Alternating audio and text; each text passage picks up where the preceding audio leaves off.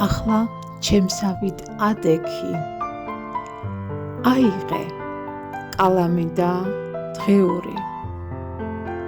განმარტოვდი კომფორტულად შვიდად დაჯექი და დაწერე შენი სასურველი რეალობის ვერსია ზუსტად ისეთი როგორიც გინდა რომ გქონდეს მომავალში მიიღე ყველაფერი რწმენით და გჯეროდეს რომ აუცილებლად აგისრულდება გისურვებ უსაზღვრო ბედნიერებას